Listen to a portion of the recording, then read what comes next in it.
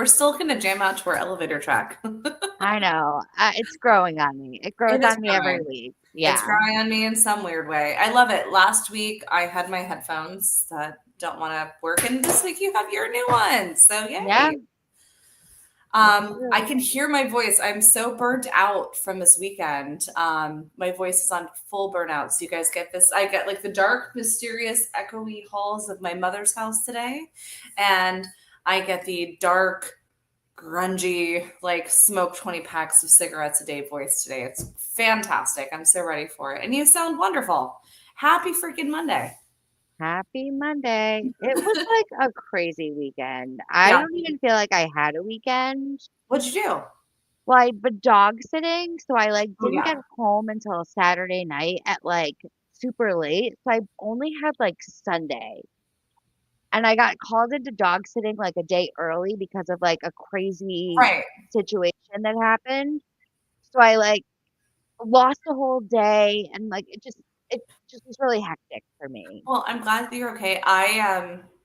My weekend was a complete blur because I was hosting panels at Tampa Bay Comic-Con. So I had 6 trivia shows, just have 3 celebrity panels that whittled down to 2. But it was Melissa Joan Hart, who we would sit there and the 3 of us would talk for about 500 hours. And then Saturday, I had the pleasure of hosting the My Big Fat Greek Wedding reunion panel with Joey Fatone, who I've known forever, 24 and a half years. And Nia Vardalos, who wrote, directed, produced everything My Big Fat Greek Wedding. And it was her very first con. It was her very first panel, and she was just a delight.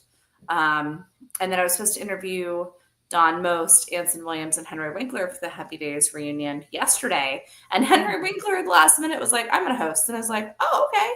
But I had the wonderful delight, pleasure moment of my life. I can now say, if I want to email Anson Williams, I can freaking email Potsy. Like, come on. Yeah, that's pretty cool. But I will tell you why we became fast friends. He and his wife are putting the show. They're bringing it from California to New York. It's called Crazy Mama. His wife actually is a playwright of it. He's producing, directing it. They're bringing it off Broadway. So it'll be really interesting, and I'll keep you posted. But speaking of off Broadway, I know we kind of talked about this a little bit last week, but I have been honored to be able to be brought onto the creative team as publicist for a brand new show called Like Broadway. And I somehow convinced the mastermind, David, to come join us today. He's sitting in the Bat Cave backstage virtually, because it'd be weird if he was sitting at my mom's house here in Florida. But we're going to bring him on. He's going to look way better than both of us on camera because he used to do this for a living and teach people, and we'll get into that. So if you guys would like to put your hands together, we can't hear it, but come on and put your hands together. Give the Broadway Fan Club podcast. Welcome to David Rackoff. Hi. Hello. Hey, guys. See, I told you look like a model. Like, if this is how you should look on a podcast or a Zoom or anything virtual. I do this, don't do this. Well, thank you. You flatter me. And thanks for having me on the show. Yeah, no, we're so happy to have you here. I'm going to get super creepy and dark right now, apparently, and we're going to be fine. But we're happy to have you. I can't wait to dive in. Amber and I have some pretty good questions. I've been on a roll. I have had the pleasure of asking you all the fun, selfish questions about like Wonderland wars and your history that way. So we'll talk way more about that. But do you want to join us in for some Broadway news right now? Yeah, for sure. Yeah. Amber, you ready to go into some news? I'm going to see if I can find better lighting. So I'm going to completely turn my camera off right now, but you guys can still hear me. I mean, I'm still doing my thing, but I'll news while I go. I can multitask because I'm that girl. You know what I mean? Yeah, yes. You are that kind of girl, for sure. So let's see if that lighting helped. Okay. Yeah. Let's just talk about what's been on everybody's list and everybody's mind. And that is Jesus Christ Superstar. Yeah. Okay, so I have a question, actually. We have answers. My feeds are completely taken over by clips from Jesus Christ Superstar. Yes. Is that just is that are people who are not theater people aware that this is going on at all? Probably not. Okay. I think they have to be. Like, I think because like John Stamos, like Okay, fair. I will say the individual stars who are in the show, their following's following them, but also think about it. John Stamos, theater guy, Bye Bye Birdie, Yeah. and everything else. Josh Gad, poor Josh Gad getting sick the day before. right. But he resurrected. But he got better. Yeah. I know it. But I would hope that these people, maybe some of the Lamberts came over that didn't go to cabaret, whatever, but I don't know, because I always noticed the algorithm. I came across one a couple weeks ago that was like, no, this soundbite is not actually viral just because you're so far down the theater rabbit hole. And I was like, oh, okay, that makes sense.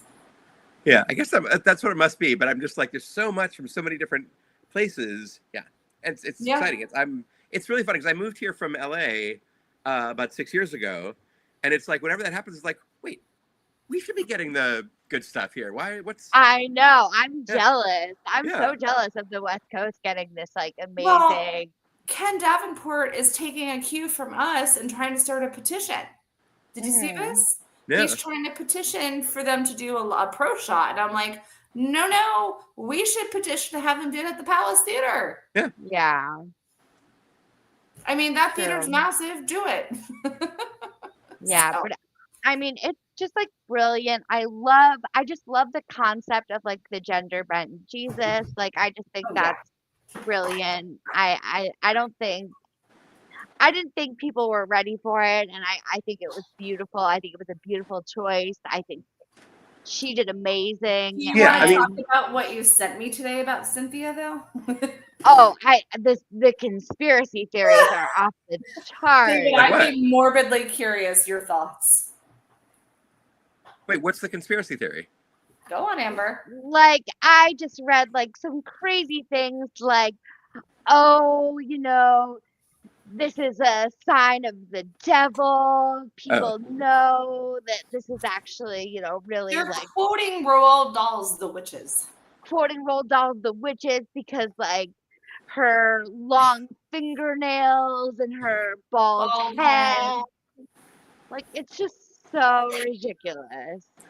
Yeah. Yeah. I mean, I don't know that they initially were like, we want to do a gender bent thing. It's just like Cynthia Erivo is so fucking good. We thought of this, right? You can absolutely curse. Absolutely. You can fucking curse. You're fine. All right. Fuck yeah. Yeah, Cynthia Erivo is just so good that like, what wouldn't be better? What role wouldn't be better with her in it? Yeah. Right. Seriously. And I've been watching the vocal coaches on socials because, they like analyze everything. And they are losing their minds over Adam Lambert. Yeah. Oh. Oh my God. And I watched this whole thing where he went from this like head voice to this growl to this chest and brings it up. And then they said he was masterfully navigating his vocal range. And I'm like, yep. Yeah, he just seems so comfortable, like wherever he is, crazy high notes. And like when I saw him in Cabaret, I was a little worried he was going to overdo the crazy high notes, and he did not. No. But even without that, he still has like a really special, beautiful voice. Yes. But then when you get him and he is like just comfort zone, and it's just like ratcheted up to 11, it just sounds so good. He's Freddie Mercury reincarnated. Yeah. Like, let's be real here. I'm like, what a fun choice to have him in like super. He's a really tall guy, so to have him in platforms, and then have Cynthia Erivo, who's short, in like flats. So it just makes this crazy dichotomy of their heights, which is just like fun to look at. Beautiful juxtaposition. I agree for sure. But yeah, I mean, I can't say it's on the regular general public's algorithm. It's sure on ours. Yeah. Yeah. All right, what's next, Amber? I mean, is there anything else really going on? Masquerade. Yes, Masquerade. Yes, there is. There is, yes. Masquerade did start their first, has done their first couple of performances. The reviews have been rolling in. It is talking about Andrew Lloyd Webber having his Andrew Lloyd Webber moment.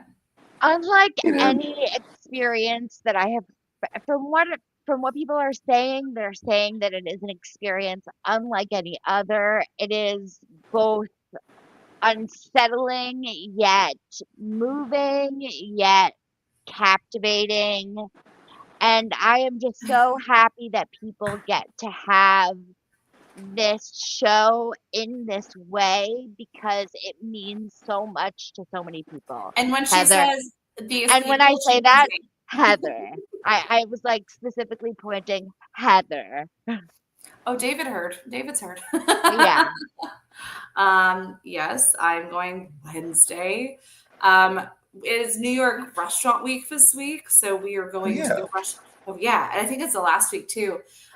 So directly across the street from where the production is, they have the Russian tea room.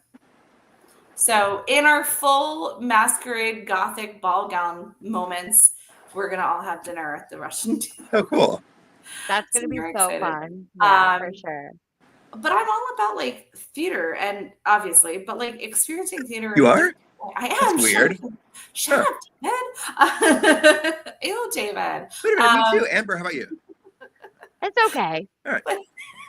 Hey, I'm burnt out. All right. It's not as bad as during my Big Fat Greek Wedding reunion. I was talking about Joey, and I've known Joey forever. Like I can literally say anything to his face and he won't react in a bad way. And I was like, yeah, when you came out. And I was referring to his character in the movie. But it was that cheeky little moment. And so he sat there and for about 5 minutes was being Joey Fatone coming out of the closet. And it was fantastic. So, yes. Cheyenne, thank you for the breaking it. I hope Masquerade gets extended. I have to see it. New York City isn't exactly right around the corner for me. She forgets that I'm coming up from Orlando to do this. Because this is my Orlando month. So it'll be fine. It'll be great. But yeah, so also there's some cool stuff happening this week. And David, you're more than welcome to join me to any of it if you're available. Sure. So I'm going to go see Thursday. I was invited to go see Rolling Thunder with my dear friend Justin Sargent over at New World Stages. And so Wednesday afternoon, Hamilton is having their massive Hamilton, their 10-year reunion show.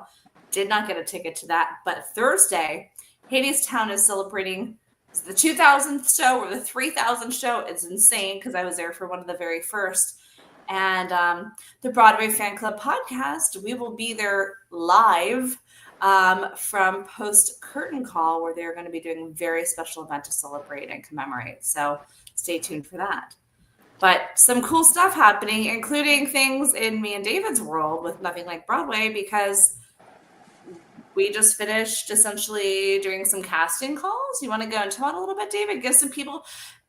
Give us the elevator pitch, because this is your baby. I mean, I could talk about it all I want, but it comes so well from you. Well, thank you. Yeah. So Nothing Like Broadway is a 4-person off-Broadway musical, and it is about what happens when it all takes place in the tiny theater that we are actually doing the show in. And it's what happens when our meek lighting booth guy, who actually runs lights for the show, dreams of being on stage and falling in love and saving the world. And the events of the show are what happens when 2 rival super spies both decide independently from each other to hide out in the theater posing as cabaret singers. And so Amber's like, it makes all the sense. Yes. Yeah, exactly. And it's basically, it's a 4-person show, four band members, 4 actors, all acoustic.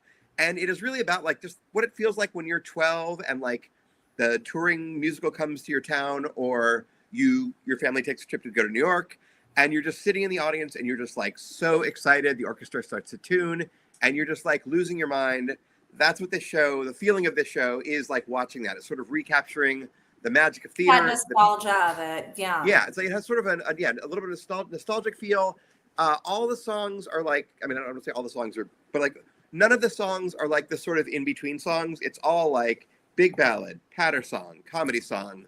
Yes. Like everything is like the thing that's like your favorite song from a show. So that it just gives you that feeling of like sitting and being like when you're like a little kid watching Les Mis and like On My Own comes on and you're like, yay, it's this one. And so that's what I want. That's what I want the feeling of the show to be. Yeah, it's just that excitement of theater. And then you're also, watching a story and watching the underdog. It's a show that doesn't take itself seriously. Like it has fun with it. It's not like campy, but it is like self-consciously aware that it is in a musical and that they're in a theater. They're literally in the theater as the set for the show. It's very immersive because it's just, it happens to be happening in front of you. Yeah, and the audience is the audience. And if bad things are happening on a global scale, they are happening to the people in the audience in the world of the show. And yeah. So I have the website up, which very informatively and smart movement before it was even brought onto the team. You have some of the music loaded onto it, which I think is fantastic. Should we share a clip? Do you want me to share from one of my favorites called "You Only Love Me for My Belt"? Yeah, please. Yes. Yeah. So this is not the cast. This is not the cast that's going to be in the show off Broadway. This is from some nightclub events that we did around the city. Yes, and also, guys, make sure you check out the website for yourself. At the end of the show, we'll also release, again, the promo code. It'll be good for 50% off to our viewers. But if you go to nothinglikeBroadway.com, you'll be able to check that out. Let me go ahead and share this page. Amber's going to be cracking up the entire time, I promise, because it's so good, but the music is so freaking good. And I want to talk more about that in just a moment. As a child in the north, my dear mother, she would say, "Speak loud so the world can hear you." So I yelled and I shouted, and they heard through the land all the way up north to North Siberia. When I blossomed, I left home, and I plied my girlish charms with grace and so very perky. I found out with no suitors, no lovers, no love, just a BFA in voice from Berkeley.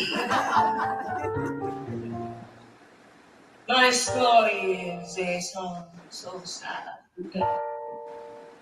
Oh, at least my song, I sing and sing it well.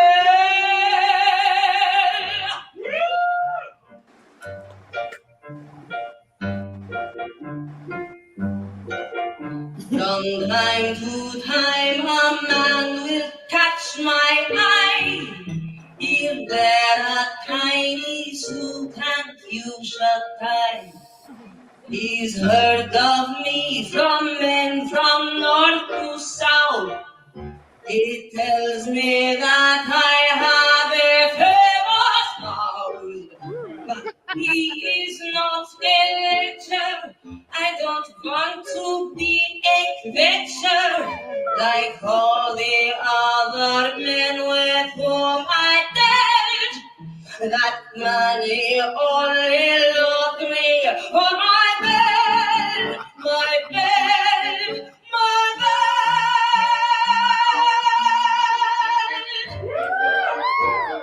bed. All right. We're gonna keep the mystery alive because isn't so good. Do you want to give some context behind that song? Yeah, so that is Kishka, who is the lascivious, devious Russian spy who is hiding in the theater, posing as a cabaret singer, and her probably what I would do since I am Russian. I would probably, if I was a Russian spy, I'd hide in the theater. Yeah. Yeah. And everybody, basically, all four of the characters in the show are kind of either very openly or secretly kind of show queens. And so, like, that's, you know, there's other reasons that the two spies choose to hide in the theater, but mainly it's just because they are both, like, total musical theater nerds. Like, we said this before, like, it's a show by musical theater nerds, for musical theater nerds, about musical theater nerds. Yeah. If you're a theater nerd, which everybody listening in or watching in, as 100% go see the show. Yeah, yes, please. And yeah, so her lament is that even though she is this beautiful, vivacious, sexy woman, everyone who is attracted to her, who is drawn to her, is a certain kind of gentleman who only loves her for her fabulous belt mixing voice. And so, yeah, so it's basically about how all of her fans are gay fans. And so she's, you know, playing to the crowd in the audience, lamenting about how her husband and all these other men in her life just really adore her for her fabulous belting voice. Of course. I compare it to the tongue-in-cheek of "For the Gays" from Death Becomes Her. Yeah, it's in that same area. I wrote it years before that, but yeah. Yeah, well, no, you were the original one. I'm not saying that. I'm just saying, yeah. But yeah, and so we were asking about casting. Yeah, so last week we had our EPAs, and what EPAs are, it's equity principal auditions. And so if you're an equity production, as we are, you have to have a certain number of days. We had to have 3 days of EPAs. Equity has very specific rules. Right. Yes. We love you, Equity. We're not saying we do love you. No, it's not a bad thing. We're promoting. Yeah. No, we're saying good things. Only good things about equity. Everywhere. The rules are there for a reason, and we appreciate that. Yeah. But yeah, so it was 3 days of every 20 minutes they bring it back to, and they're sort of running it like we're there, but they're like they were telling us when we could go to the bathroom, literally, like Equity. And so every 20 minutes you have 8 more people come in. No, you have 6 more people come in, just nonstop. And so like if you get a couple minutes behind, the room starts to fill up.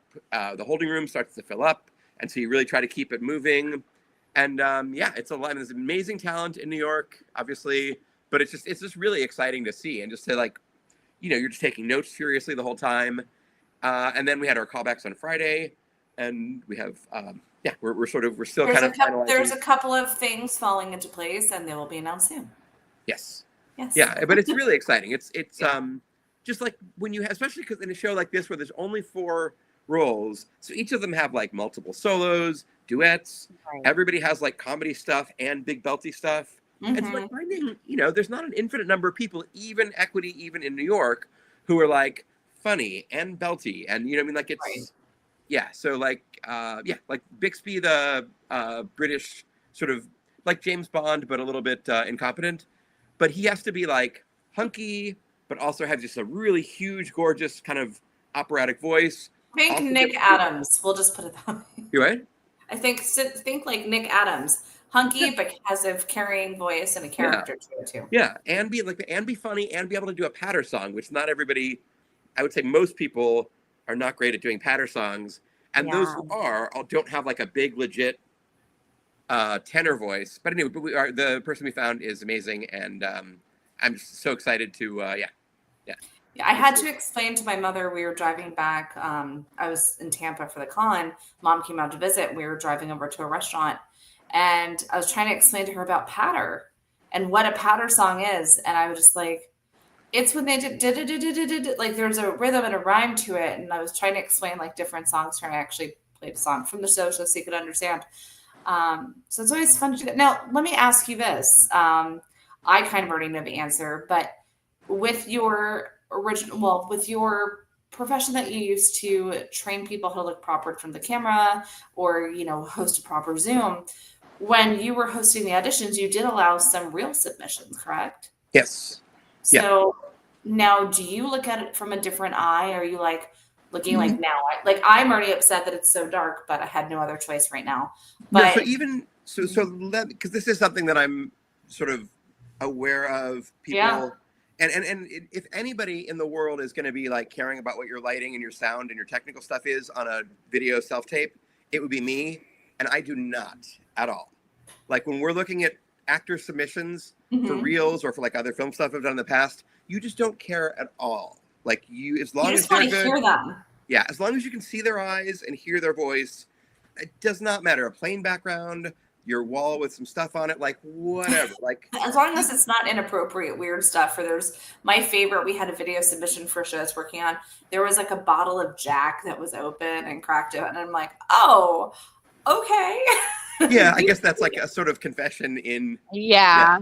It's like a cry for help almost. The trash is like a mound over there, but I think and my former like camera coaching clients will probably be annoyed to hear me say that, because with them, I'm like super, super fussy about like what their lighting looks like, what their background looks like, all the other things that you need to worry about. I'm not here right now. I'm not a client. With actor self-tapes, it doesn't matter at all. As long as we can see your eyes and hear your voice, doesn't matter. Right. Well, that's good. See, it's important, guys. But if you do have any questions, there are people out there that can help make you look good. But it's more about sounding good and connecting with whatever video recording device that you're using, because that is technically your casting director. So you have to have that direct vision. You have to have that connection instead of just performing to a blank slate, kind of dead eyes. Yeah, right? I mean, but it's just the normal. You want to be, you know, on a self-tape, you want to be looking, if you're, you know, spotting off camera, or if there's someone reading with you off camera, you know, you want to have a connection. You want to be reacting to them. Even though we can't, as the auditioners, we can't see them, you should still be, just as you would be on stage alone in a monologue, you're still reacting as much as you are acting. And so you need to do that in your self-tape. But as far as like, you know, even the hassle of like going to set up like a blue background, like, I don't care. Like, who cares? Yeah. I have friends that'll set everything up, or they'll rent out. There's like the newest fad since COVID, really, especially in New York City or in California, is that there are studios that will rent out studio space, and they're like $300 for an hour. No, this makes me insane. I've literally never talked to anybody in the industry who does not whose reaction to that is not like, what are people like? There's just, I mean, I guess it makes you more confident as an actor, but like, that's just seems like, go take another voice lesson. Go work with an acting coach. Yeah. Like, you shouldn't have to rely on a fancy rehearsal or studio space of any sort. No one's saying you do. Like, nobody on the casting side of this is saying that that's a good idea. That is just like, it would be like if like somebody started a business. Sorry if you were out there and you have one of these businesses, please still come to see Nothing Like Broadway. But for everybody else, it's even like more so. Started a business with like gold-plated headbands for auditions. They're like, oh, the gold plating will make it, or they're not gold plating, solid gold. That'll make you audition better. Like, it's nonsense. It's not like the little like ear seed beads and stuff like that for the nausea, or to like use this crystal in your right pocket. There's nothing wrong with it. Like, if that's what you need to believe in it, it's not really going to help. And if that is like your placebo thing, right? Like if that's your Dumbo feather, great. But you do not need to do that. Dumbo feather. Oh, that's the best reference. That is the best reference. My goodness. And it's funny you say Dumbo, because I was going to start talking to you about what you did with Harry Gregson Williams. And because I think Dumbo, and then I think fairy tale characters, and then I think he wrote Shrek and Narnia music, which is insane. Yeah. So you've surrounded yourself, and they've surrounded themselves with just really key people that know what they're doing. And I think that's fantastic. Yeah. And you have a brilliant mind when you're coming to writing.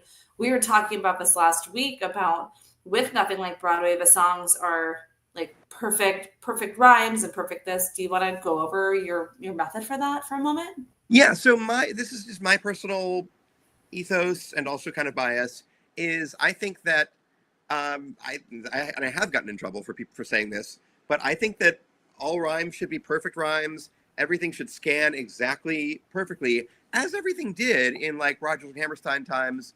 And for some reason now we've sort of let that go a little bit because pop music, it's not that important. And as a lot of Broadway stuff has become more poppy. Right. But just the craftsmanship of writing, it's not just writing lyrics, like scanning involves the music and the lyrics and how they fit together.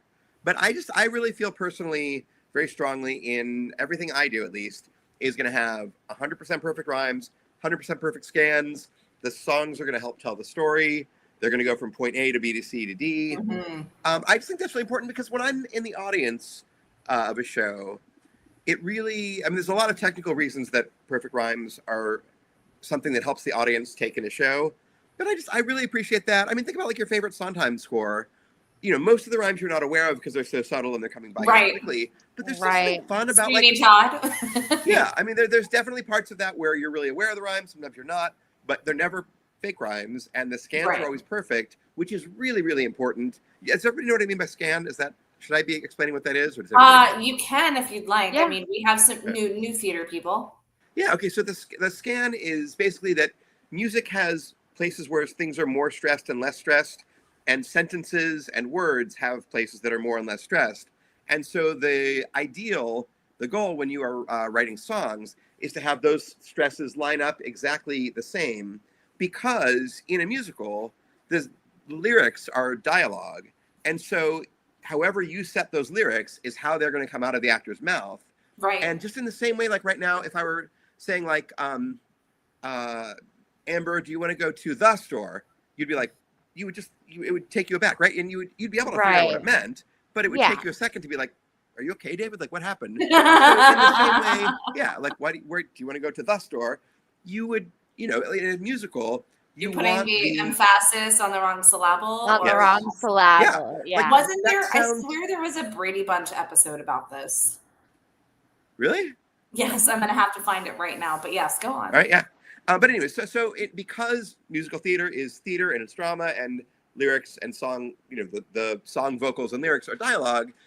If you don't have the lyrics stressed exactly as they would be in real human speech, it's going to sound weird and it's going to take you out of the moment. So that when you're watching this story, you're going to be both having trouble understanding what some of the words are, and some of the, which therefore is some of the characters' motivations and what their goals are and what all the subtlety and the nuance and the subtext and people arguing.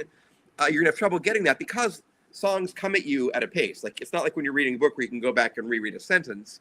It's coming at you at whatever rate it's coming at you. Right. And so, so I think it's really important to have things be scanned perfectly when you are writing a song in musical theater, not in pop, but in musical theater. My brain goes to modern major general because it's patter, but it's that very deliberate stop, and then you did, but it's still that emphasis and that stop. Yeah, especially so when you have like bigger, like one of the things that's really fun with scanning is when you have bigger words instead of just lots of little words. But like, I am the very model of a modern major general. Right. It's like modern major general. If that wasn't stressed right, it would be very hard to understand, and it just wouldn't be like that little, like the little delight, the little thing like in your brain somewhere that gets tickled by modern major general. A little tingle, Yeah, like you wouldn't have that if it wasn't, set exactly perfectly, and if the rhymes were pretty much perfect. And so so a lot of times with certain shows, they won't have like comedy songs or definitely not patter songs because you kind of need a technical lyric nerd. The composer also should have an ear for that, but it kind of, it's both of them are in charge of how everything fits together, but it really is kind of the lyricist who is the one who is like the main lookout for having everything scanned right. And like comedy, comedy is all about timing. And so if the words are said wrong, like imagine telling a joke with the syllables, stresses on the wrong syllable.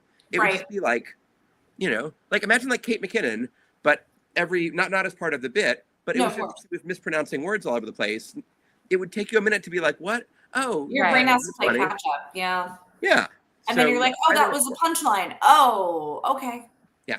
And same thing with comedic delivery. Like the lyrics are kind of like the material and the music is kind of like the delivery. And so like you're building in the comic timing into the music. And so that's all part of the scan is how like, do you want to pause before the punchline? Do you want the punchline to come on the beat? Do you want it to be a one syllable punchline so that it really does come right on the beat? Or do you want it to be multiple syllables? Yeah, so it is. So there's a lot of different things that go into that. For me, that's really important stuff that I sort of just think about and obsess about. I can appreciate that. Yeah, I appreciate that. And you're well educated too. You did the NMI program, and you're working through workshops. Like you are very much on top of it and refining your tool continuously. And I think it's important. I just yesterday, because we were basically about to go to the printers with the final script, final score. So I'm just doing all of my like last minute. I'm like formatting and making all the music look pretty, and that's like a whole nightmare in itself. But yeah, there's a couple of lyrics that were like, I don't know, I just like thought were sort of fun that they were slightly askew. And then I was just like, yesterday, I was like, wait a minute, David, no, everything's I'm like gonna figure out. Leave it alone, put it down, walk away. No. I was like, no, David, you're not having this guy. Like, it was intentionally slightly askew stress-wise, in like a charming sort of way, maybe. But then yesterday, I was like, no, David, fix this, make it, just everything should be 100% perfectly set. Everyone should perfect rhyme. Yeah. And if you come into the show and there's something that's not a perfect rhyme or that's not scanned perfectly, and somehow I missed it, let me know and I will rewrite it that night. Immediately. Right. 100%. And you can find out more information on the website, nothinglikeBroadway.com. Yes. With the promo code, Nothing Like Friends. I'm going to keep doing this. This is fun. I love running commercials for us. Now, when you we can use Nothing Like Broadway as an example, or just like any new piece in general. Do you like to start with like a specific like character in mind? Do you have like a story, or do you have like a piece of music? Like, what's like the first piece of it that you like to like start with that kind of makes it all come together for you? Yeah, so that's like really good. So normally, I mean, most of the time with musicals, you're adapting something, whether it's a short story or a movie or a play or whatever. Nothing Like Broadway is totally original. It's not based on anything. The book, music, and lyrics are all. And so where I started with this is I had been working on. Finally, new. Do what? I said finally something new. Yeah, very few things are like not based on anything. For good reason. Like it's really scary to just be out there, blowing in the wind, trying to, because musical theater is normally like an adaptive medium. So to just be starting it all Yeah. from scratch is real hard and real It's hard, scary. And there yeah. are people very much in the industry who are like, no, and I'm not going to name names, but I can later, who are like, no, you should 100% use IP that's already known because it makes it easier to sell a show. No, some of us want new stuff. Yeah. But even just creatively, I mean, if you think back to the 40s and 50s and 60s, it's still almost any musical you can think of as an adaptation of some kind. Something, yeah. But yeah, so with this show, though, I had worked on as book writer and lyricist on a couple of other shows that were not big, but a little bit bigger. And I was like, you know what? And we had trouble getting it past a certain stage. And I was like, okay, I'm going to work backwards. Like, how small can I make something? Like, how big and creative can I be with like the least resources, with like the fewest cast, least set, least expensive set. So I was like, okay, I'm going to work backwards from that. So then I was like, okay. So I started to think about the stories that I wanted to tell and the sort of world that I wanted to live in. And I had been, the last two projects that I'd worked on were like heavy drama, like very emotional, heavy drama, which I enjoy. But my background is kind of comedy and like real fun musical theater stuff. Yeah. And so I was like, you have to be really good to write comedy, though. And people think it's easier than writing something that's more of a drama, but you have to understand exactly what you're doing to be able to get that reaction. Yeah, I mean, hopefully I am in that. No pressure. No pressure. Oh my God. But that was where I started. I was like, I want to do something that's funny. I want to do something that has like patter songs all over the place. I want comedy songs all over the place. And I want it to be like the magic of like I want to be aware that I'm in like the things that I love about musicals, and that as a kid I loved about musicals, and having just moved to New York, 6 years ago, but when I started writing it was a couple years ago. Like, I want to just be in that, like, where you're sitting in the audience and of a new show that you don't know anything about, and you are like, all the questions that you're asking, like the opening number is literally someone in the audience asking all the questions of, about like, what are the sets like? What are how are the lyrics good? Do the notes kind of teeter, then they peter out too soon? Do the words fit the meter and the meter fit the tune? Like, that's the, that's part of the opening number. So all that kind of like theater stuff, I really wanted it to be. And then I was like, okay, how grand can I go? And then I was like, all right, how big could you go? Like world annihilation potential in like a global crisis. Can we like start from the lighting booth? And I was like, okay, lighting booth guy who's actually running the lights for the show, who's like dreams of being on stage and falling in love and saving the world.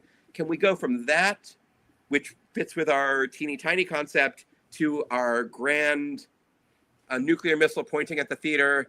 Like, is there a way to make that work? And then how do you make like a farce kind of a thing with like some secret identity and like a big reveal of happen with only 4 characters? And we will see on September 14th if we achieve that. But that was the goal. Or will we? So you should come check us out and see if we can. I don't know. We'll see. But yeah. And I like fun, small, clever stuff. Yeah. But like, that's still really ambitious artistically. No, that's super fun. I love that. Yeah, it's really important. Like, and as Cheyenne said, Cheyenne is with us every show she can be here. And she said, I've always heard it's harder to get the laugh. So, I mean, it's important because you have these deep moments and you have some, like, I don't want to say serious topics, but you have relevant topics within the show and within this world, but you present it in that classic, nostalgic, going to theater as a kid, excitability, and like, it's kind of like a kid in a candy store for theater nerds. Like, like, it doesn't matter how old you are. When the orchestra starts to tune, you're 11 years old, freaking out inside. Sitting there with your popcorn, not popcorn necessarily, but candy or whatever, or just sitting there like ready, and then the curtain raises and you get, I still get this overwhelming sense of emotion of like, I'm going to cry. Am I going to cry? What am I, like, as the curtain raises, because you just are ready for it, and that impact and that shared moment with the audience, being on the audience side or being from the show side, it's just this swelling emotion. So it's really important. Yeah. While I was dog sitting, I didn't have much technology access because I was in the boonies, the woods of Connecticut. So I spent approximately 95% of my time listening to the strip through Rose's Turn on the new Broadway revival album, and just like listening to it over and over again, just like feeling that moment because like, man, is that just like something? And like you guys were saying, like it's just that moment you get, like it's Yeah. just it's earth David, shattering. when was the most recent time that you've had that moment besides our show? Have you seen a show that gave you that woof moment where you're just sitting kidding candy store? Oh yeah, okay. So I mean, Operation Mincemeat, I like freaked out over leaving the show. That's the most excited I've been leaving a show, but I didn't know anything about it. I like knew almost nothing about it going into it. Right. Probably the most like when like the lights going down and it starting was Old Friends, the Sondheim review. I was like, when that was starting and like the lights were going down, I was just like, I can't believe this is happening. Yeah. Oh my God. And then you have like that big, beautiful, like metal scroll work, the sheet music. Yeah. And then the Gypsy, I mean, the Gypsy Overture, you know, I mean, that's, come on. Yeah. You know, that overture is beautiful. Yeah. I think, gosh, I mean, I've pretty much since my concussion last year, I've become much more emotional. So I just like tear up randomly. But I think realistically, maybe Happy Ending, like during that show, just was very impactful.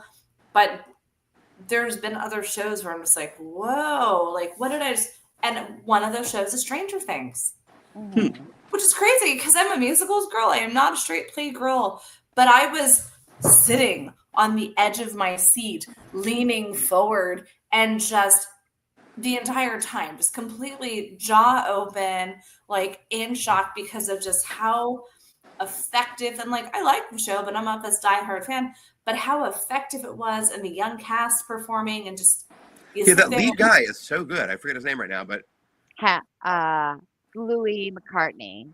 Yeah. And he came out stage door. The cast came out stage door while the house was loading out. And Louis came out, and he's this tiny thing, and you know, obviously he's wearing a wig. Spoiler alert, he's wearing a wig in the show. But he came out and signing autographs, and everyone's like, "Do you think that guy is gonna come out?" And it's like, "Who? The main guy, Louis." And I'm like, "He just signed your poster like 5 minutes ago." Oh my God, he did! Oh my God! And the kids over there were like, "Yeah, Mom, I told you that was him." Like kids are more astute, and it's great, but such a sweet cast and such a great show. I rarely go see shows more than once, unless I'm really like in it for it. Like Cabaret, that's probably my most emotional one. Because I won't get into that tangent, but yeah, it just is impactful moments. But when you're there and you're having those experiences and you just don't know where it's going from there, I think it's so important. But to create that feeling of like it's your first time seeing theater or something to that effect, it's just really important. Yeah, I had one. I mean, it's a couple years ago now, but the Merrily Roll Along Overture. Also, because that's like don't even get Amber started. That I've loved for decades, and I didn't know until after the show was over that they really had like finally fixed it.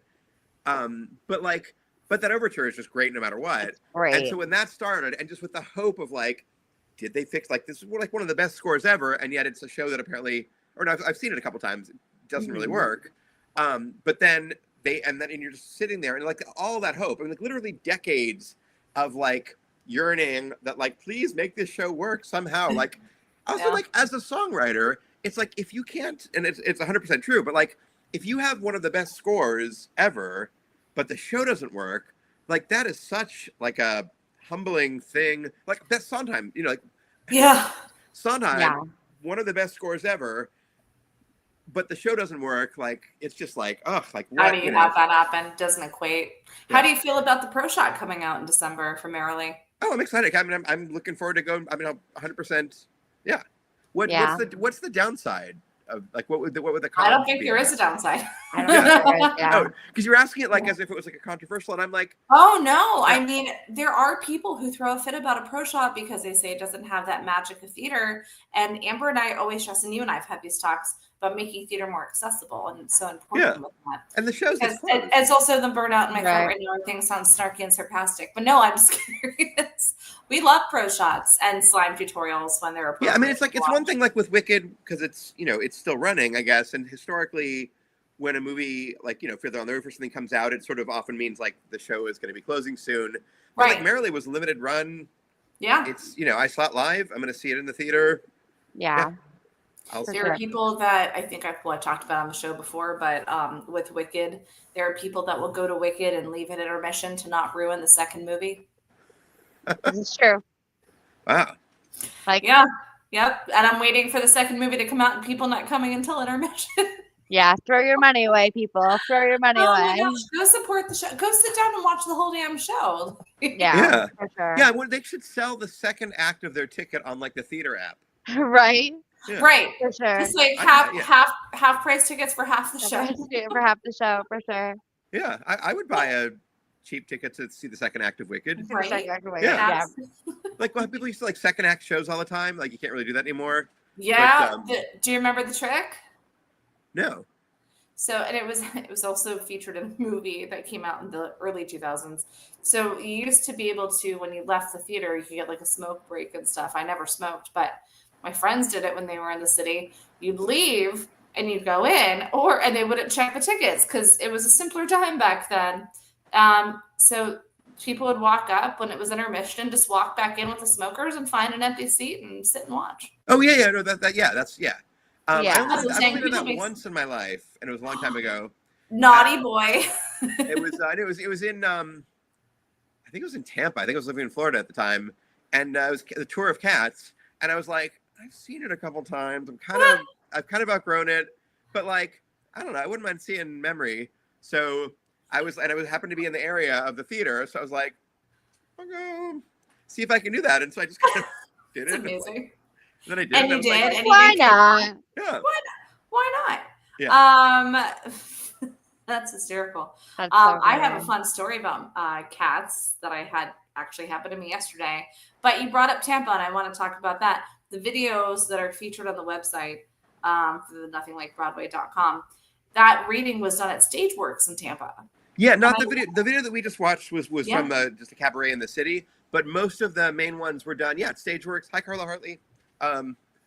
In Tampa, I'm from Clearwater, Tampa, St. Pete area.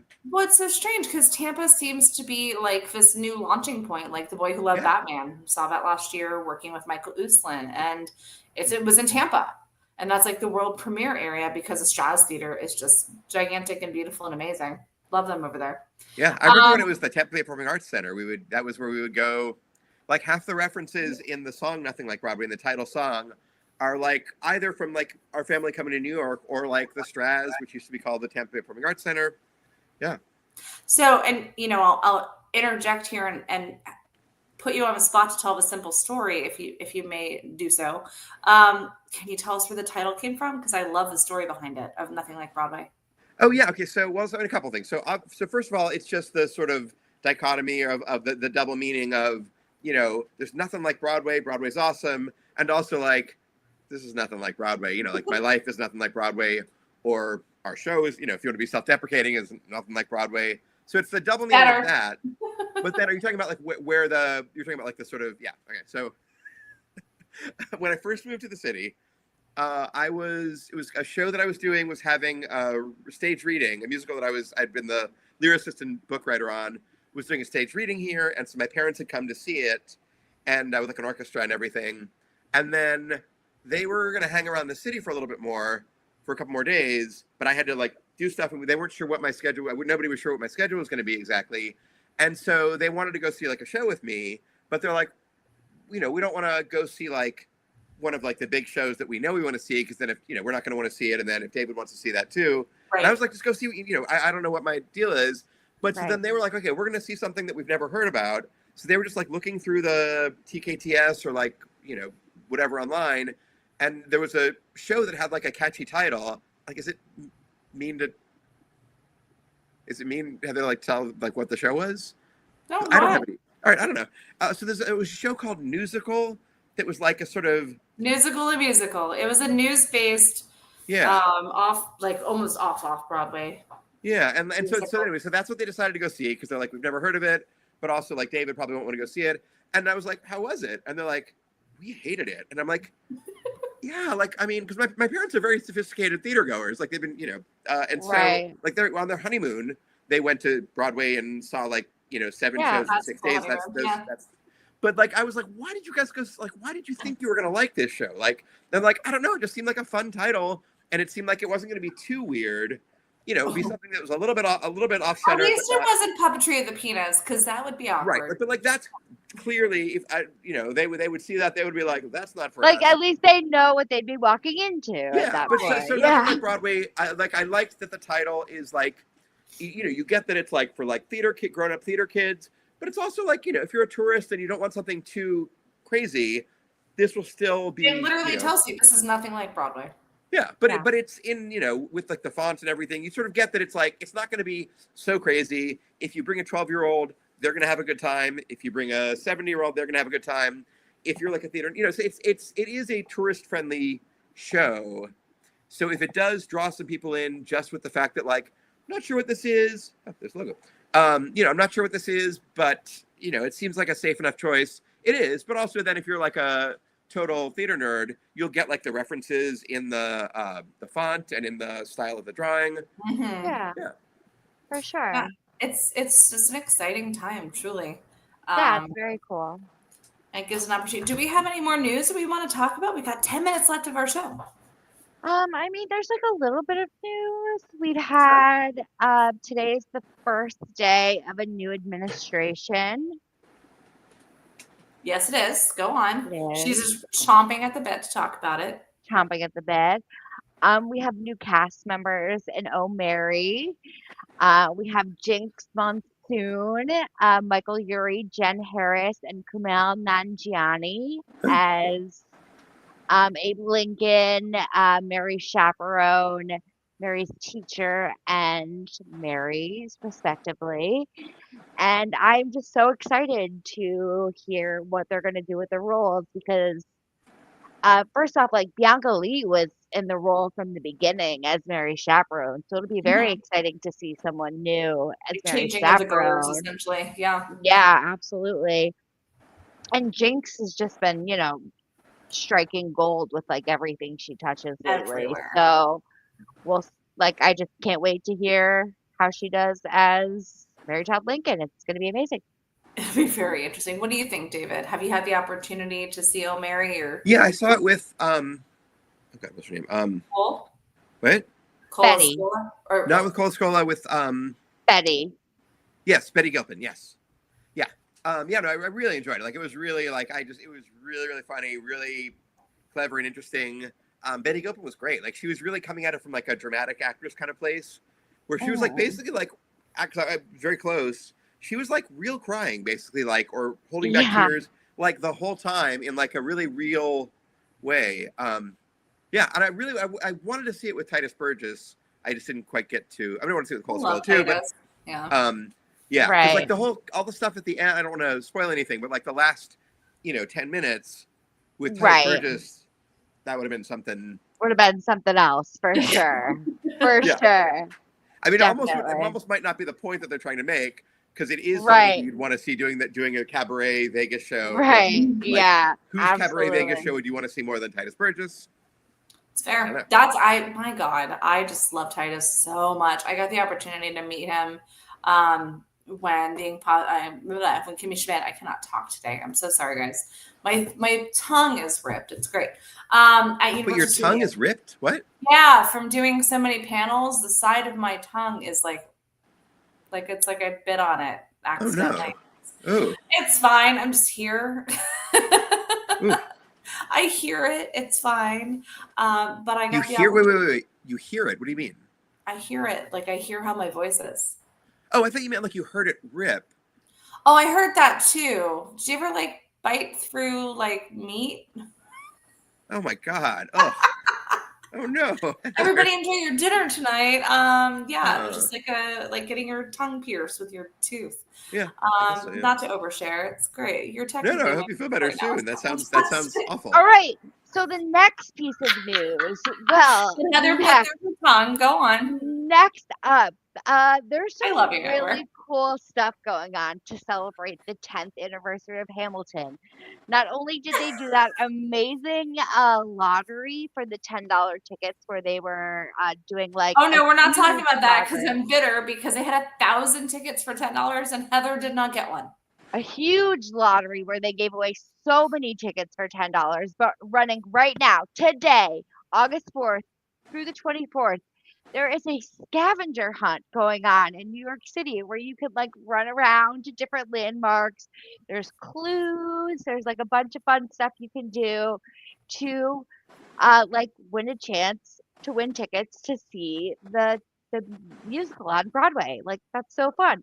All you have to do is download the app, which is how you enter the lottery, how you do all the fun Hamilton stuff, and how you always done all the Hamilton stuff. So if you don't have the Hamilton app, that's how you do the Shame fun on you. Hamilton That's stuff. on you. Yeah, Yeah. I've entered that lottery. I mean, hundreds, maybe 1,000 times. Never won Same. it. I mean, I've seen the Same. show a couple times through other means, but yeah, that lottery, yeah, has sort of. You know, and I miss in-person lotteries. I might be the only person in the world that misses them. Because it makes the bar a little bit harder. Like the Hamilton lottery, Yeah. is just it's too easy to enter. You so can there's do gonna it be from so many anywhere in the people. world. Right. Yeah, and then because it's 2 weeks, but you know, you've got that, or you've got these digital lotteries, and like Mamma Mia was supposed to have their digital lottery open, so I was trying to enter for tomorrow, but it wasn't on telecharge for some reason, even though it's supposed to be. That was going to be my next bit of news. Oh, sorry, go on. She is back. Continue. Mamma Mia is back. Yes. So I've yes. never seen that show. Really? Ever, Do you want yeah. to come with me tomorrow night? Because that's my goal to go see that show tomorrow night. It's at the Winter Garden. Wait, is it? Oh, I don't like seeing the first couple previews though. I want to see like my favorite time to see a show is right before it opens. So Fair. that like there's no reviews, so I don't have nothing's influencing Oh, me. see, I am that girl that will go to like a first preview because I want to see the drastic difference if there is any before a show freezes. It's limited engagement. The show officially opens August 14th. So the date you're looking for after August 14th, if you want to see it, that's when you go. Since it's only playing through, I think, like the 12th of September, something like that. Oh, it's that limited? Like a month? No. That limited, yeah. Is it that limited? David, I mean, I what know were you saying? it's been touring, so it's just Oh, sort of no. like this is like the New York stop of their tour. No, it's basically. not that limited. Hold on. No. It's not that It's through limited. February. It's through February. Yeah, I was like, Yeah, don't it's scare through people. February. Yeah, it's through February. No. Um, But yeah, so David, you were saying you haven't seen it, but you. I mean, I saw the movie, I guess, but I have never seen it on stage. It's I've a seen, like, I've seen, wild ride. What? It's a wild ride on stage. I'm excited. I'm excited. I mean, the only like even clips that I've seen are like Carolee Camello singing "Winner Takes It All," like just destroying. Fun fact: that's my drink order at Drama Bookshop. Is a Carolee Carmelo. I don't think they have it anymore. Yes, they do. Okay. But they do have lottery. They just announced the Mamma Mia lottery. So if you're a lottery gal, But it's not there yet. enter the lottery. But it's really not there yet. It's not on telecharge yet. No. But they do have in-person rush, so that's my goal tomorrow. All right. I like ABBA. I do. I really, truly do. Oh yeah, who doesn't like ABBA? Yeah. Stupid people. Truly. No, my mom got me into ABBA. And so when I got a chance to take her to Mamma Mia when it was originally playing, we had a good time. At the end, they like do this like mega mix is what they call it. And everybody in the audience gets up and it's a full dance party for like 10 minutes. I am just like a Eurovision girl. Like I'm pure Eurovision. I love Eurovision. Oh, of course you are. Oh boy. I actually have one more question for you, David. So I've heard you mention just casually once or twice the name Stephen Sondheim. So I'm guessing he's like a little bit of an inspiration for you. Yeah, I mean, just like obviously, but like for very specific reasons. Like who doesn't? Yes, right. I'm a fan. Oh no, sorry, I think you're saying Sondheim. Oh, sorry, no. Yeah. But who doesn't like Sondheim? But it's rare. I mean, I guess Shakespeare is the other example of like somebody who is just such the pinnacle of the art form. Yeah. If you think of musical theater writing as an art form to be artistically ambitious, but also technically proficient and hyper skilled, like that's Stephen Sondheim, right? All over, both music and lyrics and storytelling, right? And like show and like music lyrics, but also the storytelling of it, also like the showbizy, like giving somebody a really fun show-offy number. Like that's not automatic that happens when you're writing, even if your music is good, your lyrics are good, and you're helping tell the story with each song. Doesn't mean that you're going to have like a song like "I'm Still Here" that is just like such a home run performance, performer forward, number. And so yeah, so I am a huge Sondheim nerd and just also like studier of all things Sondheim. Yeah, absolutely. Do you have any other inspirations besides Sondheim? I know you kind of mentioned like Roger and Hammerstein, like any other. Yeah, I mean, Rodgers and Hammerstein definitely. I mean, there's something about they're the ones who really kind of cemented what we think of as musical theater. Even shows that are, you know, even like *And Juliet* or something that's like a jukebox musical, it still is having the characters exist and speak as if they were the characters. Even, you know, so like just there's something about not discovering exactly, but like really like formalizing an art form. Yeah. Yeah, because before that, for the most part, with a couple of exceptions, musical theater was just like a sort of silly kind of review that had like a little bit of a story. Right. But like even like someone like Cole Porter, who's, you know, amazing and somebody who I really, really look up to, most of his shows were everybody in the show kind of talked like Cole Porter. Like whether you were like a, you know, gangster's girlfriend or whatever, you're talking like a sophisticated Manhattan. Yeah. And it's very specifically a Cole Porter show. Yeah, you're right about that. I mean, once you get to, I guess, Kiss Me Kate, you know, I was just watching that on TV about 2 hours ago. Oh, cool. How, the pro shot of that? No, the movie. Oh, cool. I know. I wish it was. So definitely Rodgers and Hammerstein. Who else am I? I mean, there is. So, I mean, as much as you can find lots of things to complain about with a lot of his stuff, Andrew Lloyd Webber, huge Andrew Lloyd Webber fan, especially, by the way, like, it's always like a little bit of like a sometimes guilty pleasure, but like after all the stuff this weekend with all the Jesus Christ Superstar, because I haven't really listened all the way through to that album for a very long time. Like it's all in there. Like I could do it all right now, but like, because also like I always think my favorite song is Heaven on Their Minds, and that's the opening number. So like if I am in the mood, I'll hear that and I'm like, okay, I think I'm good for that. And you move on, yeah, sure. Clips, I'm just like, I forgot how much I love that score, how weird the music for that score, like how inventive all that music and the crazy time signatures and the dissonance. Like, so much cool stuff.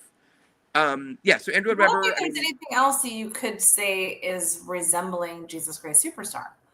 It is like, there's nothing else that's even remotely similar to it. And it was kind of Evita is doing a whole other thing. Like that's a whole huge, you know, turn. And then, and like Phantom of the Opera, I love that. I feel like a lot of what I like about it is like the Harold Prince and Maria Friedman staging of it. So like, I'm not sure. I mean, if I have the opportunity, I'll go see Masquerade, I guess, the immersive thing. But I'm not sure. Like, I don't know if it's. So I will tell you, our members, and I will hopefully be able to report back after Wednesday. They are losing their minds over it because you're being guided through the show. And there's different things, and there's apparently like a young Eric the Phantom, and then there's new characters, and then so you're really immersed into it, but they're guiding you through it. They've cut some of the songs, they've not cut some of the songs, but it's a different way of experiencing it. And I have this conspiracy theory that I've made it very well known, is I feel like this is a really great way of marketing it, fingers crossed, knock on wood, to bring it back. Because Gypsy's closing, they haven't announced what's going into the Majestic yet. Oh, you're saying this is like a backdoor way of not to bring the Masquerade back, but to bring actual Phantom. I just don't. So I saw the original cast of Phantom, like Michael Crawford. Yeah. Like 1,000 million years ago. But I've also seen it on tour several times. And then a couple years ago, I was visiting my parents in Tampa and went to the Straz, and they had like that other. I don't want to, you know, like that the crappy version of the tour, like where they just B-side tour, where they just like completely did everything. The costumes are the same, which is weird, but like the set and the staging and everything is totally different. Would you like me to say the word half-assed? I will happily say that word. But it's not because half-assed. It's not even half-assed. I've also seen a half-assed. I saw like so I didn't even know this at the time, but I was living in Virginia. And briefly, and they had like there's like the First National Tour that goes to like Chicago and LA and stuff. Yeah. Then there's the Bus and Truck Tour that goes around to like, you know, Tampa. And then there was a really big shows. We'll have like a third company that's much more like we're going to go somewhere for 2 days. So Phantom, I didn't know this at all. Phantom had like and this wasn't that long. Like, I mean, it's a long time ago. It's like 20 years ago, but it wasn't like a million years ago. Mm-hmm. So long after Phantom had opened.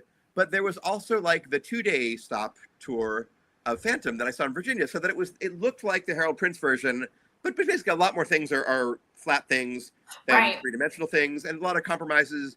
But it was still like, you still had the vibe of it. So that was like the half-assed version of the Harold Prince. Okay, that's fair. Phantom.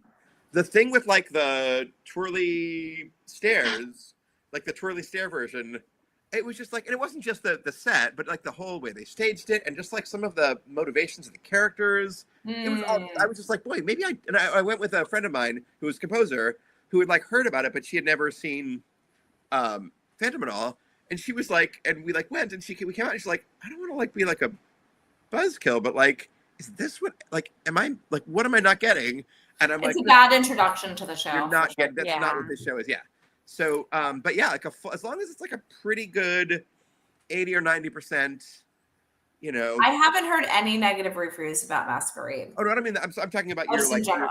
your backdoor coming back to the theater. I mean, like, you know, I'm sure that the orchestra will be a little bit smaller if they bring it back. Well, that was the whole. Do you know the reason why they closed in the first place?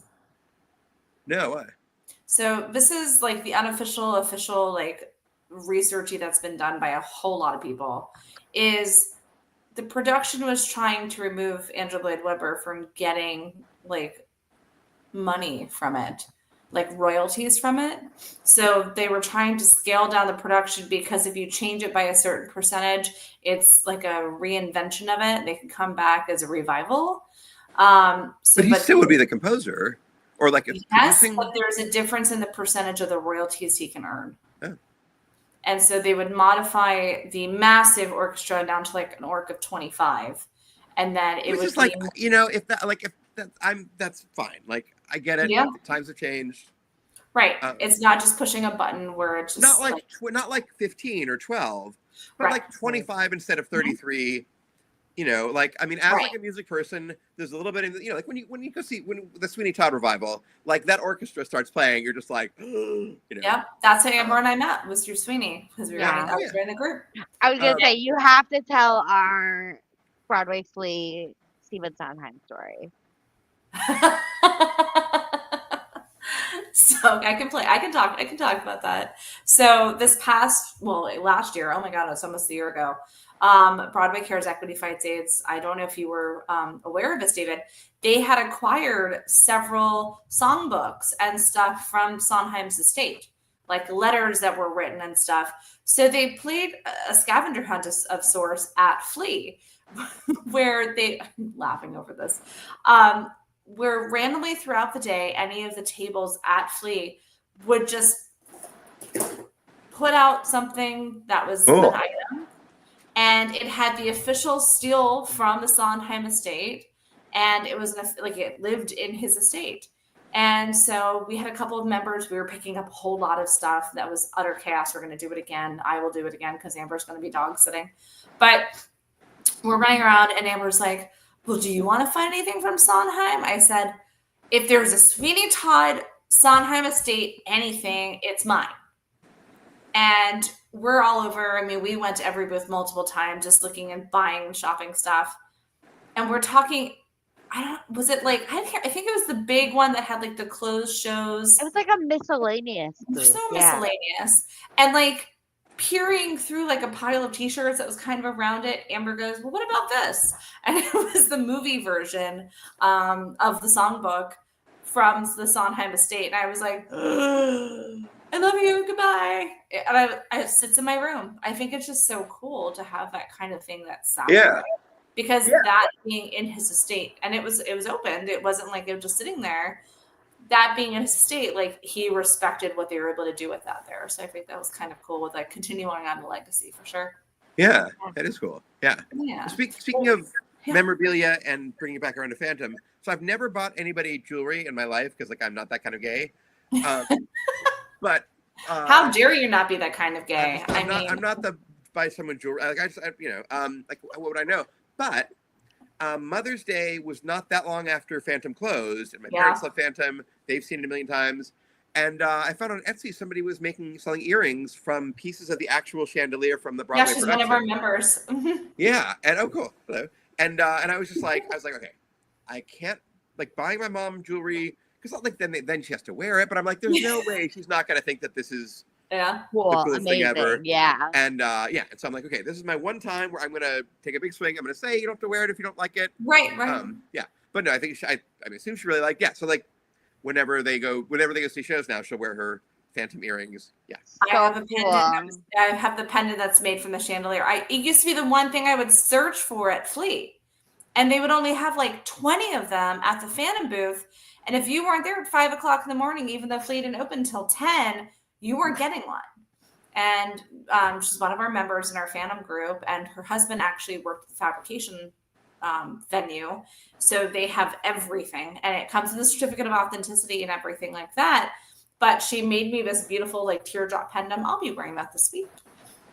Cool. Yeah, that's so cool. I love it. No, that's like some of my favorite stuff. I love being able to tangibly hold something from a show. Yeah. It has like this magic power to it, truthfully. Yeah. And we're going to have some cool merch, David, for our show, Nothing Like Broadway. It's going to be really cool. I've got some ideas we'll talk about off air. Cool. That I think they don't want to miss it. They really don't. So we're going to start to wrap up because I've already run over 11 minutes of your time.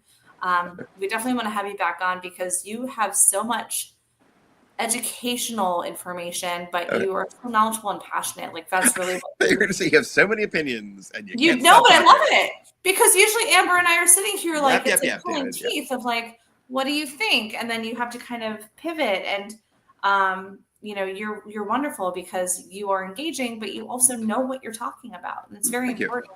And our listeners really appreciate because they want to be entertained, but they also want to learn. So I think that's so important. So thank you for doing that for our members. Cool. Thank you for having me. Yeah.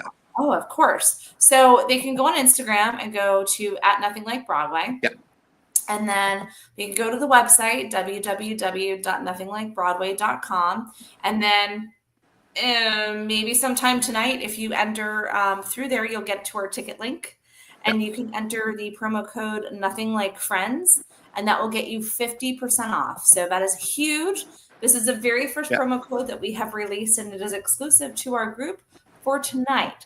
So make sure you get those tickets in before they sell out because it is a smaller cabaret style theater. We want to make sure you get in there, experience the magic of the show because you're going to feel like a child in the best way possible. That like kid in a candy store feel is kind of how I've gotten it with going through the script and listening to the music, but appreciating it as an adult, but also talk to as a theater nerd. So I think it really resonates with people and it's going to be relatable, but entertaining. And I'm so excited for the show to open. I'm excited. We're starting rehearsals a week from today. Oh, today's Monday. Yeah. A week from today is our first rehearsal. Yeah. I'm very excited about that. Yeah. The cast is just absolutely amazing. We can't announce everybody yet, but they're just really talented. If they stay tuned to social media, they'll start seeing the cast announcements. And there's something special about having, it's only 4 actors, but each of those 4 actors has to have a really big voice, has to be really funny, has to be able to like really dramatically be a good actor, and has to be able to, do like, pivot to like action, pivot to like, it's really like, it's almost like having 4 separate cabaret superstar showcases, but they're all getting mashed together and butting heads in an actual story that has a beginning, middle, and end, and a satisfying resolution, hopefully. No, I think it's going to be phenomenal, and I'm very excited to see how this goes. Also, something that you and I had talked about too is on the social media for the show, you're going to start to share some of your videos about songs and the way that songs are written and kind of the history of putting songs together, but making it make sense in some of your favorite songs and maybe even some Sondheim songs to start off with. So, or audio. It's an audio. Yes, audio. Audio. I mean, we could just share a picture of you looking so dapper and then just play the audio over it. It'll be fine. You mean you don't want to sing it for everybody live on video? No, we've got better people than me to sing. Oh, that's fair. Well, we appreciate everybody being here next week on the Broadway Fan Club podcast. We're going to have the one and only Emily Grace Tucker. I cannot speak this time. Amber, go ahead and close the show out because my tongue hurts. Rest your tongue. I mean, like, man. Yeah, your tongue is shattered her. I'm like, I want to say like go see a doctor, but I don't know what they can. I don't think there's anything to be done. There's nothing that can be Features or done. I didn't something. bite all the way through it, but it's a little dented, is what they said. But yeah, guys, join us next week. We'll be here with Emily Grace Tucker at the usual time, 8 p.m. on Monday nights. Yay. So as the usual Monday night saying goes, join us every Monday night because when Broadway is dark, We keep the the ghost light burning. burning. Thanks for joining us, David. You're wonderful. Thank you for having me. Everybody, thank you so much for joining us and listening to my tongue debacle. Have a good time. I'm sure I'll see you guys in the city. Have a good night. Bye. Bye. Bye, everybody.